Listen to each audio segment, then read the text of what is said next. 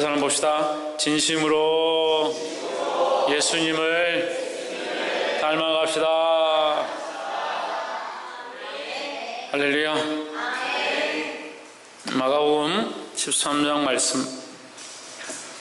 오늘 또 일정이 바쁜데 오늘따라 은혜가 많아서 시간이 많이 지났네요. 그래서 제가 짧게 하겠습니다. 짧게 하면 또 더 은혜를 받는 분들이 있어서 또 짧게, 아무래도 오늘 본문을 다 못할 것 같아요. 미리 말씀을 드리고, 또 안타까운 분들이 있을 수 있으니까 안타까운 분들은 계속 나와서 기도하면 됩니다. 13장 14절에 멸망에 가정한 것이 서지 못할 곳에 선 것을 보거든, 이렇게 말씀하고 있습니다. 마가복음 13장에서 예수님께서 예루살렘 들어가는데 제 아들이 예수님께 묻습니다. 주여, 이렇게 큰 성전을 봤습니까? 이런 멋있는 성전을 봤습니까? 예루살렘 보십시오. 이 성이 어떻게 되겠습니까? 이렇게 묻습니다.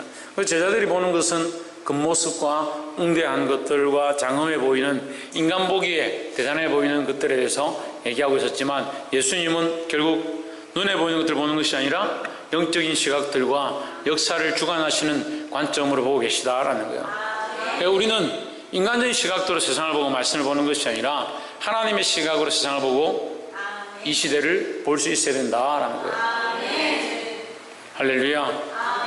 그래서 사람을 바라볼 때 늘 말씀드리지만, 우리 옆에 있는 사람을 바라본다 하면 그 사람의 어떠함과, 그 사람의 성격이 어떠함과, 그 사람의 생활이 어떠함과, 생긴 것이 어떠함을 보는 것이 아니라 뭘 봐야 된다? 뭘 봐야 된다? 김태현, 그 영혼을 봐야 된다. 신희경, 그 영혼을 사랑하시는 하나님의 마음을 알아야 합니다. 하나님의 마음을 알아야 된다. 박필진 집사님, 그저 웃지요? 김정희 집사님, 웃어야 된다. 하나님의 사랑의 눈으로 봐야 된다. 서건태, 영혼을 봐야 된다. 우리는 형제를 볼 때 그 형제 속에 있는 하나님의 형상을 봐야 되는 거예요. 그럼 하나님의 형상을 어떻게 보냐? 하나님의 형상을 어떻게 봅니까? 그럼 나를 향하신 하나님의 형상을 어떻게 봅니까? 예? 믿음의 눈을 보죠. 그래, 나를 향하신 하나님의 형상은 뭐예요? 간정이죠. 하나님 내게 이렇게 행하셨다, 나를 이렇게 만드셨다, 나를 이 세월까지 인도하셨다. 그 나에게 향하신 하나님의 그 형상, 나를 향하신 하나님의 계획, 하나님의 마음을 보는 거죠. 그러면 똑같이 나를 볼 수 있는 이 신앙을 가진 사람은 다른 상대방도 볼 수 있는 거죠. 자기를 향한 하나님의 계획, 자기를 향하신 하나님의 사랑을 모르니까 내 삶이 이렇게 걸어왔고 내가 이렇게 살아온 것 또한 하나님의 은혜고, 지금 내가 이렇게 되어진 것도 하나님의 은혜고, 그 하나님 사랑을 못 보면 어떻게 해요? 내게서 하나님의 형상을 발견할 게 없는 거예요. 내게서 나를 향하신, 나를 인도하신 하나님의 은혜와 그 형상과 그 그림자와 그 뜻을 발견해야 된다는 거예요. 그래서 지금까지 보지 못한 사람들은 더욱더 보게 되기를 주의 이름으로 축복합니다. 그럼 내가 나를 향하신 하나님의 그 뜻과 계획과 섭리와 인도하심과 축복하심과 보호하심을 보았다면, 또한 다른 사람을 바라볼 때 그 사람을 볼 때도 내가 나를 좋아하는 것을 보는 것이 아니라 내가 나에게 향하신 하나님의 사랑을 보는 것처럼 그 사람을 향하신 하나님의 계획과 섭리와 사랑의 눈으로 그 사람을 볼 수 있어야 된다는 거예요. 그럼 그 사람을 보는 게 아니고 그 사람을 향하신 하나님의 뜻, 그 사람을 향하신 하나님의 사랑, 그 영혼을 향하신 하나님의 마음으로 그 사람을 보게 될 때에, 우리는 보고 있는 것은 사람을 보고 있지만 실제로는 하나님의 형상, 하나님의 그 뜻을 보고 있게 된다는 거예요. 이것도 이해 못하는 사람들, 콩 심은 데 콩 나고, 그 말씀을 잘 이해 못하면 세상 얘기를 해요. 콩 심은 데 콩 나고, 팥 심은 데, 이것도 몰라요? 콩 심은 데 콩 나고, 지금 밭에다가 지금 뭐를 심습니다. 뭐 심으면 뭐 납니까? 벼가 나죠. 뭐 심었는데 사과가 나면 얼마나 좋겠어. 뭐 심었는데 벼가 나는 거죠. 그럼 김가가 나면, 김가가 나오면 김가가 되고, 박가가 나오면 박가가 되죠. 그 학교에 양가가 나왔다. 양가가 나왔는데 박가 씨를 받았기 때문에 박가다. 예, 아이고 자꾸 따지는 사람들이 있어가지고 양가를 통해서 나왔지만 어쨌든 박가의 씨를 받았기 때문에 박가다. 그래서 그 아이들을 보면 누구를 봅니까? 부모를 보는 거죠. 부모를 보는 거죠. 그 씨를 보는 거고 그 닮은 모양을 보는 거죠. 경민아, 엄마 닮아서 아빠 닮아서. 대현아, 엄마 닮아서 아빠 닮아서. 최윤이, 엄마 닮아서 아빠 닮아서. 엄마 닮았죠. 네. 엄마를 닮든 아빠를 닮든 부모를 닮게 되어 있죠. 어디서부터 왔느냐? 그 원래의 형상에서 왔다라는 거예요. 원래 만드신 하나님의 형상을 통해서 아담이 태어났고 아담 가운데서 그의 아들 가인과 아벨과 셋이 났으니까 그 뒤에 오는 모든 후손들은 그를 닮게 되어 있는 거죠.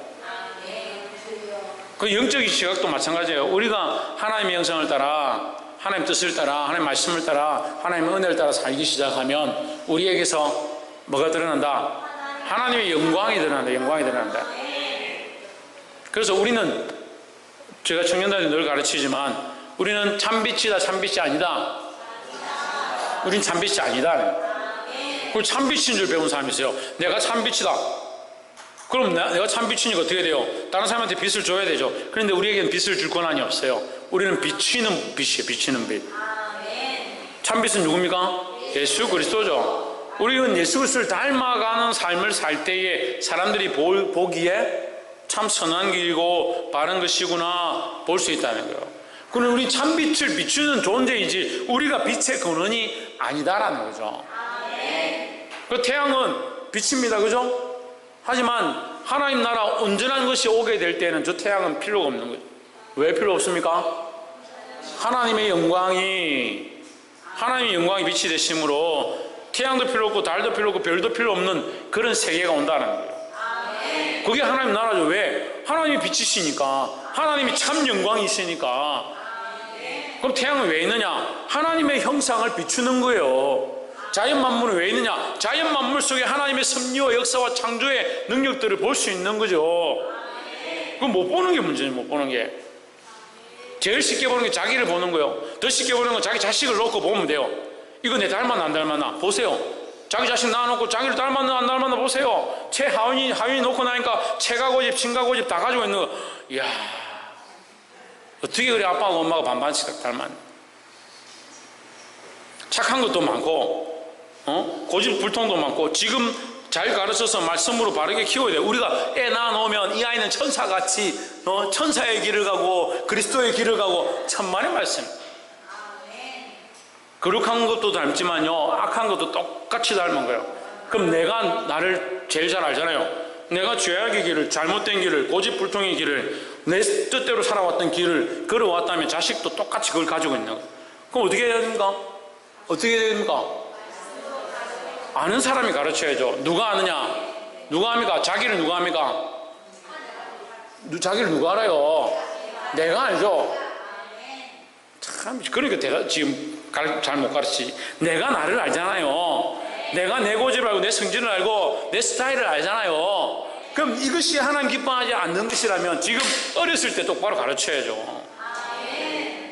머리 굵어지면요 자기 스타일 생겨서 안 돼요. 자기 생각이 생기고 벌써 4-5살 지나면요 가르치려고 해도 안 들어요. 지금 한 5-6살 되는 유치원 애들 데리고 와서 야 이렇게 해라 해보세요. 뭐라고 하나? 그렇게 하는 것보다요 이렇게 하는 게 나아요. 핸드폰 이렇게 쓰는 거야. 목사님 제가 아는데요 가르쳐 드릴게요. 이렇게 하세요. 아니 6살짜리가 그렇게 한다니까. 웃을 일이 아니라 나의 안에 뭘 보느냐? 하나님의 형상을 보아야 돼. 내 연약한 중에 나를 만드셨고 주님 앞에 나오겠고 주의 말씀을 듣게 했고 그 앞에 눈물을 흘리며 회개하게 하고 나를 만들어 가시는 하나님의 형상. 나를 말자 금자 숙자가 아니고 신자로 만드시는 하나님의 은혜를 보기 시작하는 거죠. 그 나를 만드시는 하나님의 형상을 통해서 또한 사람은 딱 상대방을 보는 거죠. 상대방 속에 하나님이 주신 형상을 보는 거예요. 그 축복할 때 뭘 축복하냐? 하나님의 형상을 따라 더 바뀌어질 것들을 믿고 축복하는 거죠. 옆에서 한번 보시죠. 하나님의 형상을 따라 더욱 거룩해지실 줄 믿습니다. 할렐루야. 14절에 멸망에 가정한 것이 서지 못할 곳에 선 것을 보거든 예수님은 이것을 아신 거죠. 이 예루살렘이 멸망할 것과 그 멸망할 때를 아신 거죠. 하지만 제자들은 보지 못하죠. 그래서 어떤 때에 이런 일이 있겠습니까? 예수님께 물었습니다. 이런 일이 있으려 할 때는 어떤 일이 있겠습니까? 물었습니다. 우리 2주 건너서 지난주 체육대회하고 얘기를 하니까 여러분 조금 멀게 느끼실 것 같아서 제가 설명을 미리 드렸어요. 한 번 더 설명드린 거예요. 멸망하기 가정한 것이 서지 못할 곳에 선 것, 서지 못할 곳 어디냐? 멸망에 가정한 것, 가정한 것이 서서는 안 될 곳. 다시 말하면 거룩한 곳. 거룩한 곳에 뭐가 서느냐? 멸망에 가정한 것이 선다 하는 거예요. 거룩한 곳은 뭡니까? 세상이 거룩한 데가 어디 있어요? 예, 그렇죠. 하나님의 형상이죠. 하나님의 영광이 있는 곳이 거룩한 곳이죠. 그 예루살렘이 하나님의 거룩한 곳이고 성전이 하나님의 거룩한 곳이다. 하나님 백성들이 하나님 만날 수 있는 유일한 장소, 성소, 지성소, 제단이라는 거죠. 그곳에 서지 못해야 될 것, 서지 말아야 될 것, 가정한 것. 그럼 하나님을 경외하는 게 아니라 악한 것들 경외하는 것이다.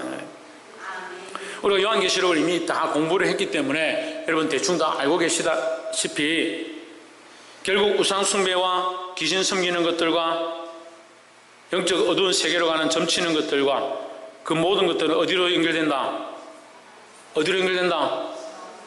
사단에게로 연결된다. 사단에게로. 그래서 그리스도와 거짓 선지자들이 결국 굴복하고 마지막 시대 때 뭐합니까? 많은 사람들이 어떻게 합니까? 미혹하죠. 미혹. 사단은 미혹하는 존재예요. 거짓말로 미혹하는 존재예요. 거짓의 앞잡이고 교만한 자다는 거예요.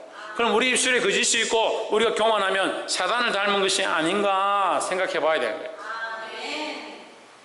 아멘 할 건 아니고 그렇게 안 하면 돼요. 거짓말하고 가정한 짓들 안 하면 돼요. 근데 사단은 미혹하는 거예요. 결국 어디에 굴복하도록? 사단에게 굴복하도록, 하나님께 굴복하지 않도록 사단에게 굴복하고 미혹해서 지옥 백성 되게 하는 것이 사단의 방법이고 원리다라는 거죠. 그래서 하나님의 거룩한 성전에 멸망에 가정한 것이 서는 것이 사단에게 결국 굴복하도록 만드는 그 길이다. 그런데 교회가 그렇게 되어갑니다. 시대가 악해지면 교회가 그렇게 돼요.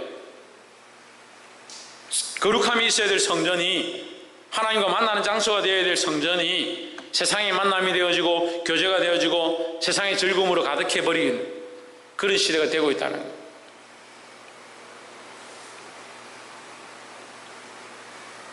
하나님의 성전, 제단에서는 반드시 하나님의 영광만 드러나야 한다는 거예요. 다른 것들을 높여서 안 돼요. 다른 것들을 바라보아서 안 돼요. 그런데 강단에서 뭘 높입니까? 목사를 높이고 재물을 높이고, 전에도 말씀드렸지만 어디에 제가 강사로 초빙받아 가니까 목사님 월급 한 200만 원만 올려달라고 설교를 해달라고.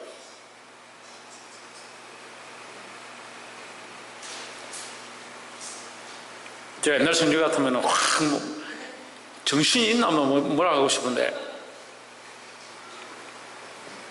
제가 대답 안 하고 올라가서 돈 얘기는 한마디 안 했습니다. 세상의 방식, 세상이 원하는 거 세운다. 어디에? 거룩한 곳에 무엇만 세워야 합니까? 하나님의 영광만 세워야 되는 거예요. 자, 제가 요한계시록 강의할 때 여러분 말씀드렸는데, 요한계시록 강의는 반드시 과거와 현재와 미래를 다 적용해야만 해석이 된다 했죠. 마찬가지입니다. 마가복음 13장 여기 말씀도 결국 요한계시록에 이제 펼쳐질 때의 모양과 같은데, 멸망에 가정한 것이 서지 못할 곳에 선 것은 과거와 현재와 미래를 같이 연결하는 거예요. 그럼 예수님이 서 계신 이 AD 30년경, 그죠? AD 30년경 예수님이 십자가에 달리시기 바로 직전 이 시대의 현재, 그리고 지금 오늘날 우리에게 주어진 현재, 또한 우리가 앞으로 당하게 될 미래에, 그죠? 그리고 예수님의 시대에 제자들이 듣고 있는 이때의 그 전 시대 과거, 이렇게 우리가 연결할 수 있습니다. 간단하게 네 개를 연결해 봅시다. 과거에 BC 120년경에 안티오쿠스라는 왕이 일어나는데, 그 알렉산더 왕이 죽고 그 밑에 이제 나라가 쪼개지면서 안티오쿠스라는 왕이 쳐들어와 가지고 예루살렘을 점령하는 거죠. 점령해 가지고 다니엘서 11장 31절에 나와 있어요. 다니엘이 예언하거든요. 다니엘서도 묵시있어요. 그리고 다니엘서를 통해서 다니엘의 그 부분적으로 다니엘이 예언한 내용들 가운데 다니엘 시대는 BC 300년경이에요. 그러니까 BC 300년경에서 이 일이 일어난 게 BC 120년이니까 200년 전에 예언되어진 거죠. 200년 전에 이 일이 일어날 것들을 이미 예언을 한 거예요. 예루살렘에 그 왕이 쳐들어와가지고 그것을 무너뜨리고 제단을 무너뜨리고 그 제단 위에 뭘 세우냐? 제우스 신을 위한 신상을 세우고 거기서 돼지를 잡아서 제사를 드려버리는 거예요. 그때가 이 예루살렘의 멸망 가운데 하나의 모양들로 나타나는 거예요. 근데 지금 예수님께서 말씀하고 계신 이 시대에는 AD 30년인데 예수님께서 또한 예루살렘에 다시 한 번 더 이런 일이 일어날 것들에 대한 것을 접목시켜 주는 거죠. 그 AD 70년에 디도라는 장수, 로마 제국의 장수가 쳐들어옵니다. 예루살렘을 무너뜨리죠. 예수님 13장 앞 초반에 그랬죠. 돌 위에 돌 하나도 남지 않을 것이다 했죠. 정말로 예루살렘이 탁 무너져 버립니다. 그리고 거기다가 뭘 세우냐? 성전에다가 독수리 깃발을 세우는 거예요. 성경의 돼지와 독수리는 가장 하나님 앞에 가정한 것으로 표현되어지는데 독수리를 세우고 그 신들에게 제사를 드리기 시작합니다. 점령한 점령지에 하나님을 섬기는 게 아니라 자기들이 섬기고 있는 신을 가지고 와서 섬기게 하고 그것을 드러내는 거예요. 지금 우리의 영적 관점에서는 누가 쳐들어와서 전쟁을 일으키고 뭘 세울 것이냐 이런 관점을 볼 게 아니라 우리가 믿음을 지키지 못하고 거룩함을 지키지 못하고 하나님의 존귀함을 드러내지 못하고 세상과 타협하게 되면 무너질 것들에 대한 그런 관점을 보아야 하는 거예요. 또한 이것이 결국은 마지막 때에 주님 오실 때가 되면 더 심각한 문제들로 우리에게 다가오겠죠. 우리가 어떠한 사건들과 모습으로 올지 모르겠지만 결국 우리가 서야 될 모습들은 뭐냐? 이 말씀이 거룩한 성전에 멸망에 가정한 것이 섰다. 우리는 그렇게 하면 안 된다는 거죠. 우리가 접목해야 될 부분은 큰 사람 교회 성전에 어떻게 하느냐, 아니면 저기 무슨 큰 여의도 순복음 교회 성전에 뭐가 되느냐, 그거 고민할 필요 없어요. 지금 뭘 고민해야 됩니까? 내 안에. 옆에서 한번 보시오. 우리는 각자 성전입니다. 우리는 각자 한 사람 한 사람이 성전이고 각자 한 사람 한 사람이 교회라는 사실을 잊어버리면 안 된다는 거예요. 왜 우리가 성전입니까? 할렐루야. 성전이 우리 안에 내주하니까 우리가 성전이라는 거예요.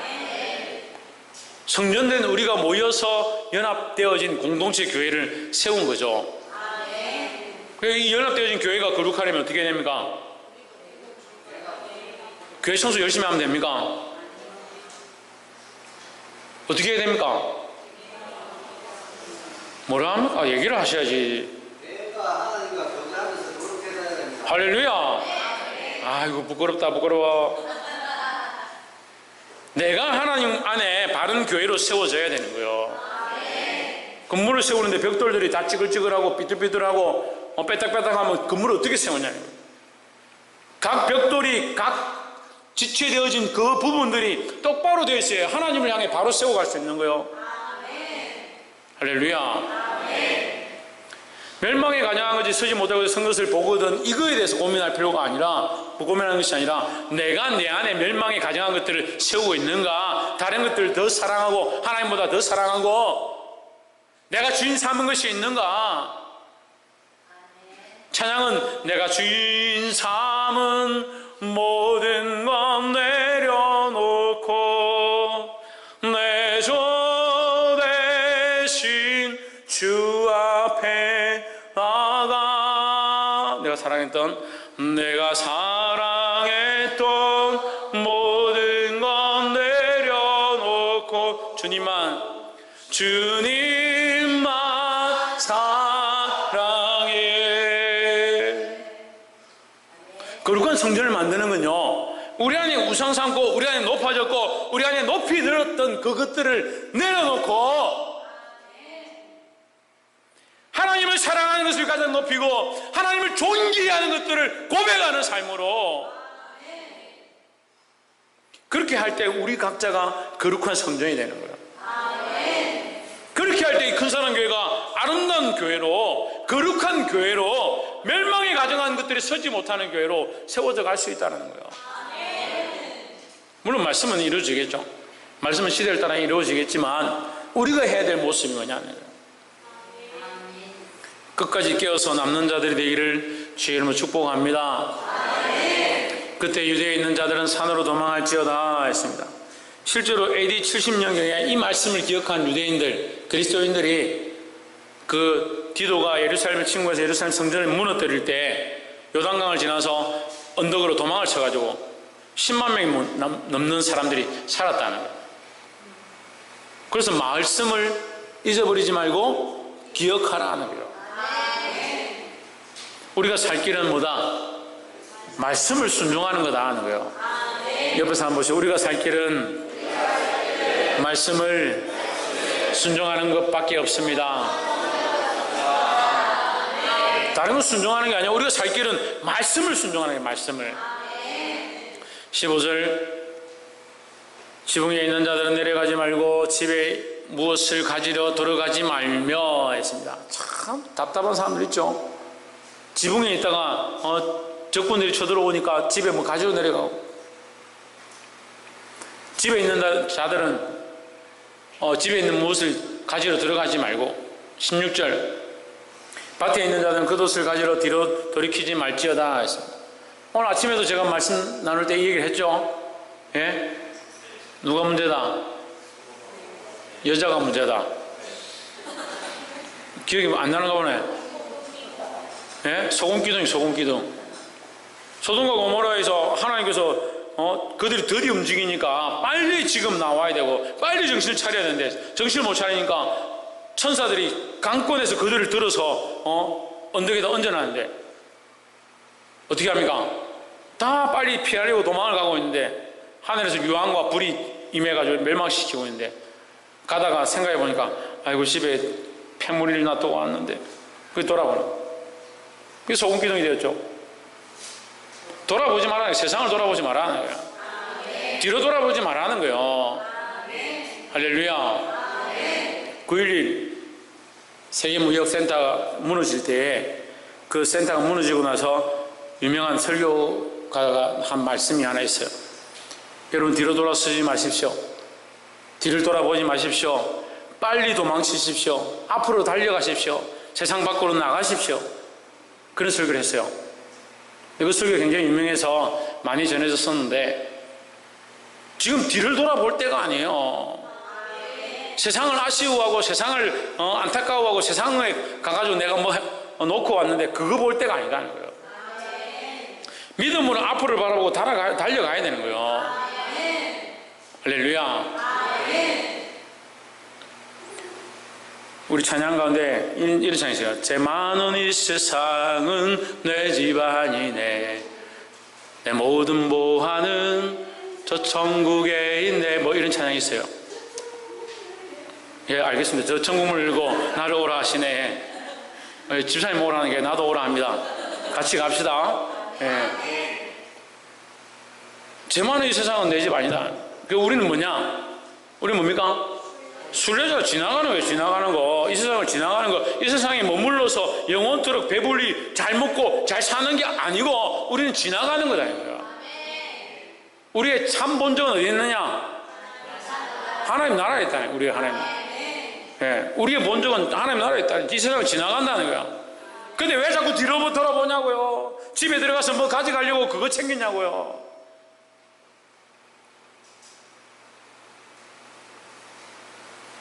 저는요, 사람이 죽을 때 보면 참 볼 게 많더라고.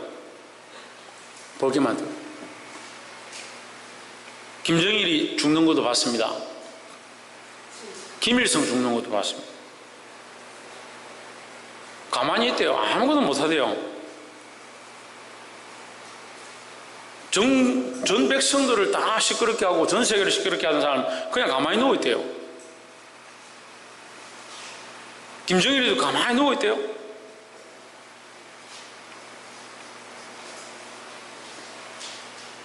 저는 이건희 회장 죽으면 어떻게 될까 궁금해요. 뭘 좀 많이 들고 갈까? 뭘 좀 많이 챙겨갈까? 뭘 챙겨가겠습니까? 뭘 들고 가겠습니까? 결국 썩어져서 흙에 돌아갈 거다. 우리 집은 어디냐? 우리가 갈 곳은 어디냐?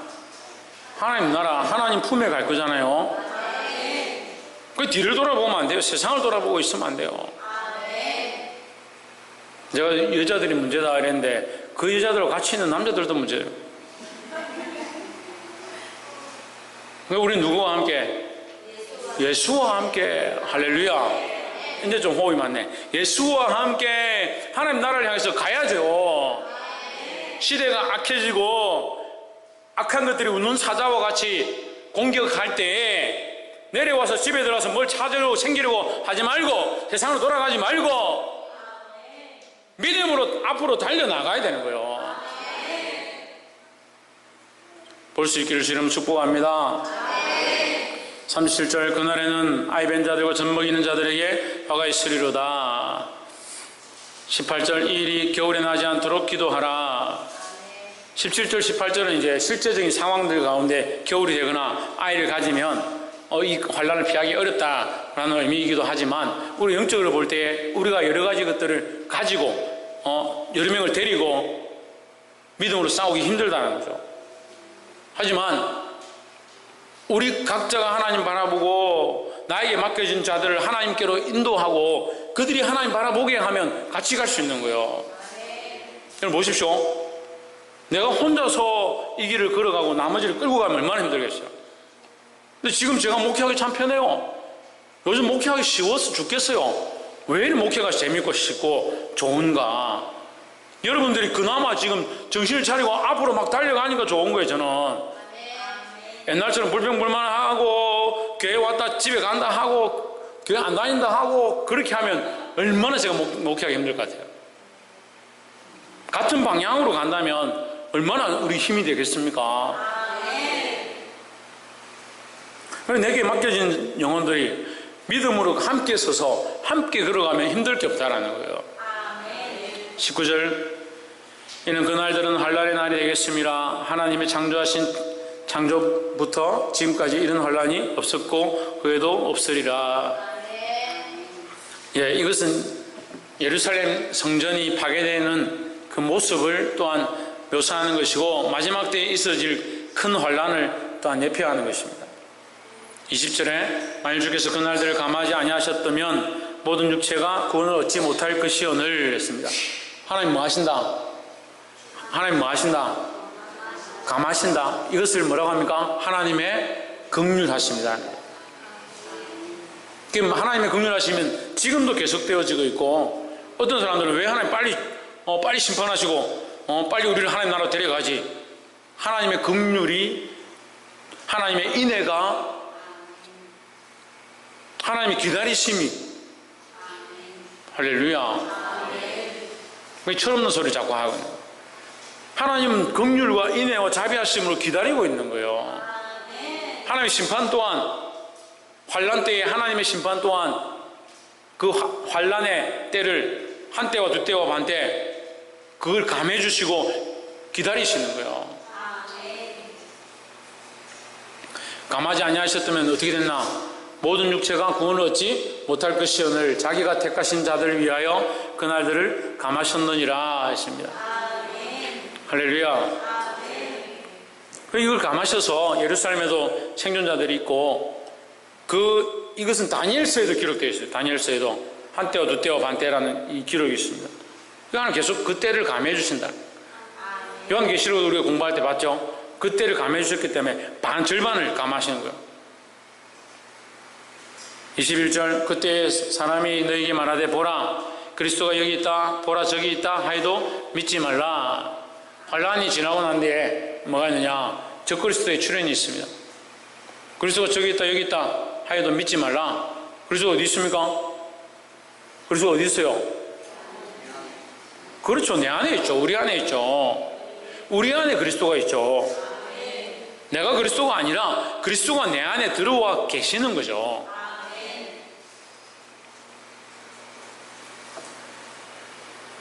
22절 그리스도들과 거짓 선지자들이 일어나서 이적과 기사를 행하여 할 수만 있으면 택하신 백성을 미혹해 하려 하리라 했습니다. 우리 계시록 말씀 기억납니까? 어떻게 해요? 짐승이 다쳤는데 다시 회복해 하고 나서 심지어 그들이 능력을 행하는데 어떻게 행한다고요? 어떻게 행한다고? 우상을 어떻게 한다고? 신성경 뭐라노? 박승님 우상에게 경배하게 하는데 기억 안 나나? 왜 공부 다 해놓고 우상에게 경배하게 하는데 심지어는 하늘에서 불이 내려오게 하고 그 다음에 뭘 해요? 죽은 자들이 살아난다고?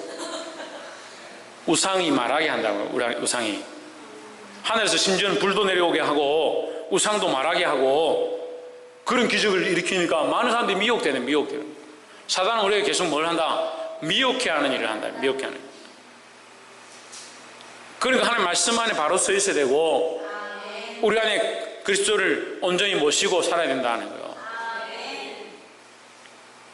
사단이 잘하는 말이 있어요. 여러분 사단의 음성을 못 듣는 사람들을 위해서 제가 가르쳐 드릴게요. 괜찮다. 그 정도 괜찮다. 그 정도 거짓말 한다고 목사님 상처받겠나? 그래도 목사님인데 괜찮다. 똑같죠? 자꾸 괜찮다고 그래요. 아이고 기도에 안 가면 어때서? 괜찮다. 집에서 기도하면 되지. 11조 안 낸다고 교회가 안 들어가나? 괜찮다. 남편이 교회 나오면 11조 하면 되지. 괜찮다. 평생 괜찮다. 평생. 죽을 때까지 주님 앞에 가기 전까지 괜찮다. 그나마 죽을 때라도 주님 죄송합니다. 잘못했습니다. 그렇게 하고 죽으면 다행이에요.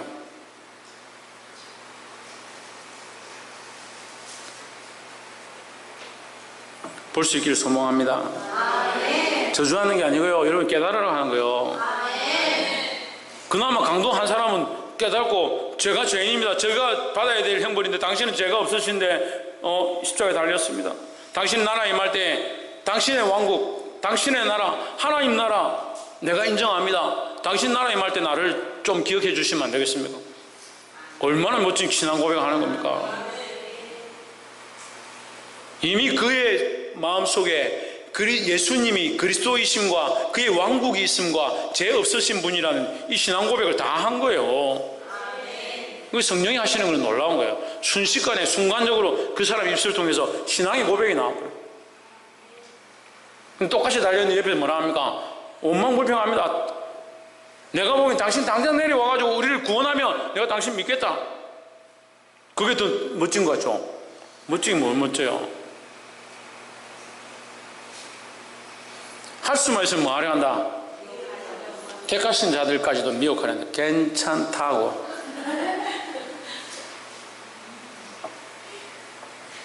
볼 수 있기를 소망합니다. 23절까지 말합시다. 너희는 삼가라.